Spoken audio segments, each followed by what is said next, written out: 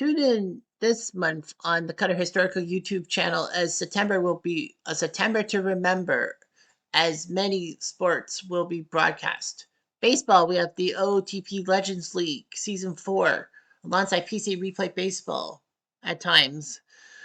It's the pennant stretch. Above the Rim College Hoops, the 64 best teams through the 16 tournaments that I pre-done will be set up, and a tournament winner must be held. Second and 10 PC football, as college football on Saturday and NFL on Sunday. 128 team single elimination battles will commence. Stone Cold Hockey, we will talk about the 1981-82 season set and a playthrough there. Cutter top 10 sports videos on major sports, baseball, basketball, football, hockey, and a few others. ASG Golf goes Canadian as all four tours head to Glen Abbey in Oakville for weekend battles. NHL 94 Emulator mods, as ROMs will be set up of different national teams and different NHL formats. Of course, chat about boxing. We'll have a grand tournament of winners from Legends of Boxing and much, much more. It's the Cutter Historical YouTube channel for September. Don't miss it. And now back to your feature presentation. Hey there, ho there. It's Jeff Cutter Diamond welcoming you to yet another Cutter Top 10 sports video. And today we're going to be looking at the CFL because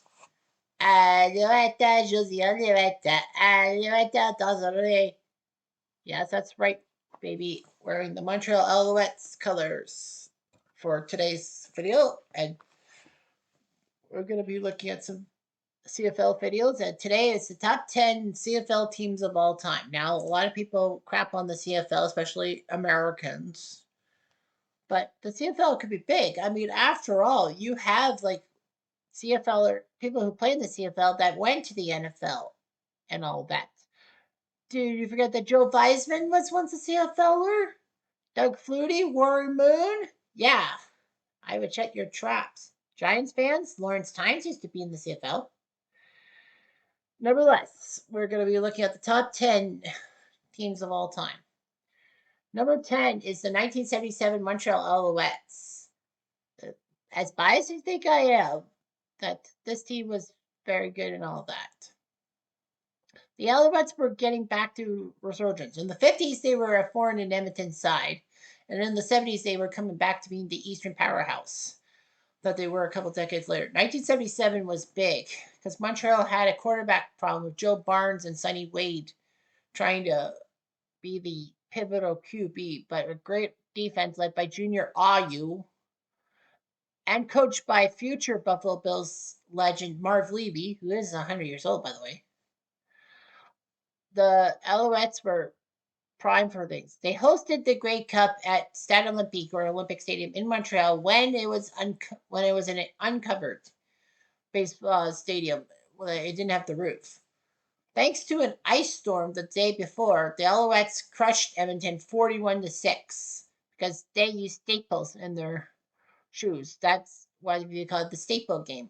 This Grey Cup 77, but it was a great Grey Cup, and Don Sweet put up 23 points himself to be a Grey Cup record. That's the CFL final, you must know. Number 9 is a near Grey Cup champion, but the 1981 Ottawa Rough Riders. Yes, there were once upon a time Saskatchewan and Ottawa both had their team called the Rough Riders, and South Park played that up for laughs in the season 2 episode, Not Without My Anus. But we're not talking about that. We're talking about the 1981 Ottawa Rough Riders, who won only 5 games in the regular season and somehow, some way, made the playoffs because of how crappy the Eastern Division was, and somehow went to Hamilton against the 8-win Hamilton Ticats and beat them to get to the Grey Cup against the Edmonton Eskimos in their dynasty days. Ottawa had a 20-1 lead. Yes, in Canadian football, you can score a single point. That's if you have a kickoff or a punt or whatever, go in the end zone and you can't take it out of the end zone. That's a rouge. That's a 1-point play. But yeah, Ottawa was up 20-1. Edmonton was desperate. Warren Moon sucked. They wanted to go with Tom Wilkinson. Then Moon came back for the third quarter and led the Eskimos to a 26-23 win with a late Dave Cutler field goal.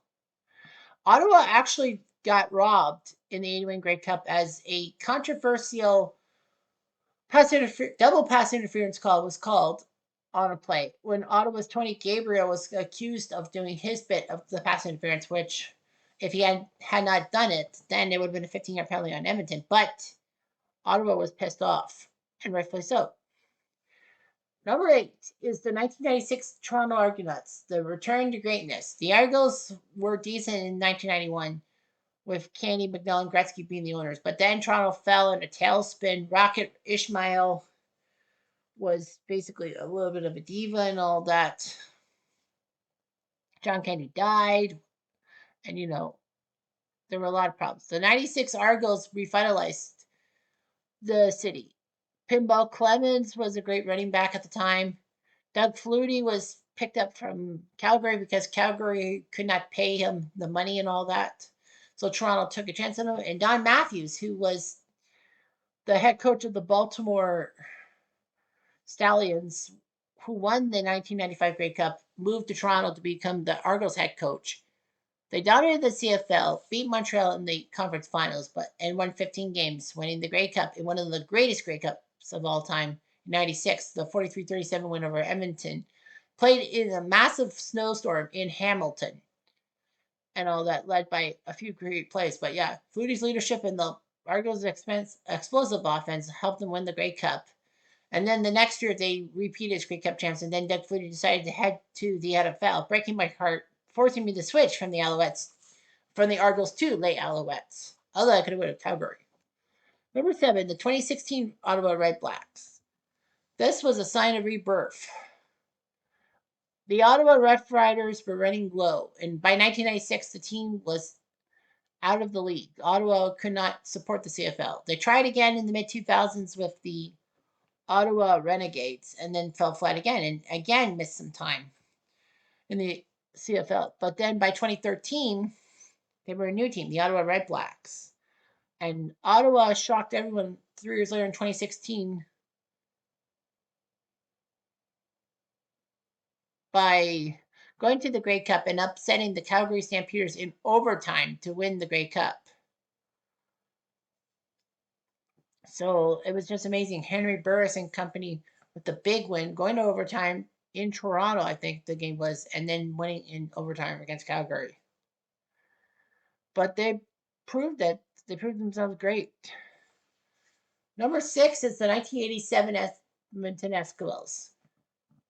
The Eskimos of 87 crafted their own legendary season.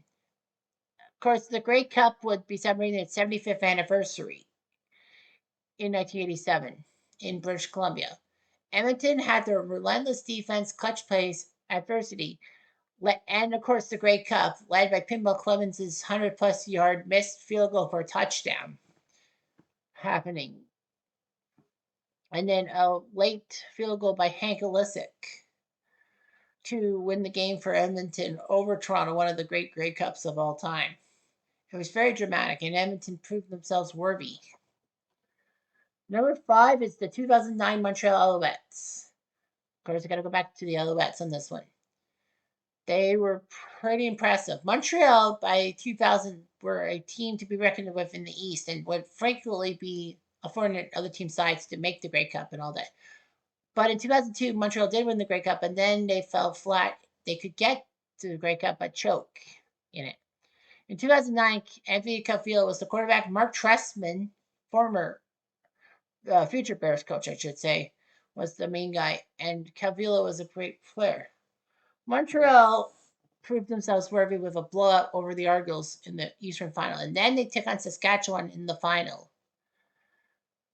Calvillo's precision passing was why the Alouettes cut that 16-point deficit to Saski down, and they had a chance to win the game. They missed the field goal, but wait a minute, there's a flag on the field. Saskatchewan had 13 on the field. A lot of people are like, 13? How can you have 13? Well, in the CFL, you're allowed to have 12 players on the field. And all that. They have 12 men on offense, 12 men on defense, whereas in the U.S. it's 11 and 11. So thanks to that mistake, they moved the ball 15 yards later, closer, and David Duvall kicked the winning field goal. Alouettes were 15-3 in the regular season and finally gave Montreal a Grey Cup to savor. Of course, the next year they would win the Grey Cup, and then they would have to wait till 2023 before winning another one. Number 4 is the 1994 BC Lions. A lot of Canadians liked this team. They were young, spunky, and they were going to host the Grey Cup in their own stadium. Vancouver would host the Grey Cup. So the BC Lions were the Western champs. They shocked Calgary in Calgary on a last-second touchdown by Darren Flutie. And then they would take on Baltimore in the Grey Cup. Everyone wanted a Canadian squad to be an American squad in the Grey Cup. I don't know why. As a 9-year-old Jeff Diamond would want the Baltimore Stallions to beat BC. I just thought it would be weird to see an American team win something in Canada. Of course, I was only 9 years old. I didn't know the Patriots. I'm like, Connor, you idiot. Nevertheless, the BC Lions had a problem. Danny McManus started and was sluggish, so Kent Austin had to come in and save the day. Sean Millington, a good running back, Darren Flutie, a wide receiver, and Louis Pasaglia, the kicker. The Lions were in trouble against Baltimore, but they managed to strike down the field, and with no time left, of course, in the CFL, they could wind down the clock to 0, but still run a play. And then they ran the play. Pasaglia kicked through the uprights in BC of all places, and everyone in Vancouver went nuts as they won the Grey Cup. Number 3 is the 1960 Ottawa Rough Riders. Russ Jackson was a very good quarterback. One Rough Rider team had Russ Jackson, one Rough Rider team had Ron Lancaster. That'd be the Saskatchewan Rough Riders. But anyway, Ottawa in 1960 were amazing. Ottawa, their spelling of Rough Riders is rough, then Riders, and Saskatchewan's just one word. They had a decent offense and defense. They didn't have the best regular season, but they put up a great performance in the Grey Cup. I think it was against Saskatchewan. I can't remember. But yeah, it was a resounding Grey Cup victory. Cemented their place in history and gave Russ Jackson a few Grey Cups and all that. Of course, Ottawa and Saskatchewan would fight in other Grey Cups for the land. Number 2 is the 1948 Calgary Stampeders. They were mythical. Calgary was 12-0. Can you imagine having a perfect regular season? You just can't. It's 18 games in the CFL, and the best teams can go like 16-2 and all that. That was the mark set by the 2023 Toronto Argonauts, but then they got their butts handed them by the Montreal Alouettes in the Eastern Final, and of course the Grey Cup. Their freewheeling joyous fans transformed the Grey Cup into Canada's national party because the Grey Cup and the stuff around Toronto is just like boring old-fashioned stuff because this is 1948. I mean, after all, but yeah, the people riding their horses into the lobby of the Royal York Hotel and all that, it was just unbelievable that the Calgary fans were bringing their joyous things into Toronto. And the Stampeders were undefeated. So yeah, Calgary proved themselves. But no question, number 1 is the Edmonton Eskimos. But not just one Edmonton Eskimo team, a 5 thing. From 1978 to 1982. Staying after losing the 1977 Grey Cup to the Montreal Alouettes, Edmonton managed to pick up both Hugh Campbell as a head coach and a future CFL Hall of Famer, and I think, is he an NFL Hall of Famer? I don't know, but anyway, picking up a Hall of Famer such as Warren Moon, who was at the University of Washington, quarterbacking Washington to a gigantic Rose Bowl win over Michigan, ruining their national title hopes. And then nobody in the NFL bothered to draft him as a quarterback or anywhere. So Warren Moon went up north of the border to Edmonton to play quarterback because they gave him a shot to be quarterback. And I mean, there weren't too many black quarterbacks in the CFL at the time, but he proved that color meant nothing and all that. He was good. Tom Wilkinson was also a good quarterback for Edmonton in the era, 78 to 82, and then Dan Kepley also helping. Edmonton won an astounding 5 straight Grey Cups from 78 to 82. They took out Toronto in the first one and then Montreal in 1979. 1980 was Hamilton, I think, and a blowout or something. 81 was that famous one in which Edmonton had to come back from 20-1 down to win 26-23 in the last seconds. And then 82 was the Rain Bowl, that convinced Metro Toronto people that Exhibition Stadium could not do well holding events in the rain, off of Lake Ontario. So they had the Skydome being built. They had offensive brilliance and defensive dominance. Practically once Warren Moon and Hugh Campbell went south of the border with the Houston Oilers, Edmonton was dead in the era. But the dynasty was amazing. Yes, laugh at us all you want with only like 8 teams in the CFL at the time. But you have to earn it. I mean, the best teams, not even the Doug Flutie led teams, could win more than 2 Stanley Grey Cups at the same time. But that's the point. The Grey Cup is the Grey Cup, and CFL football. You know what you have to do. Anyhow, I'm Jeff Diamond. Adieu.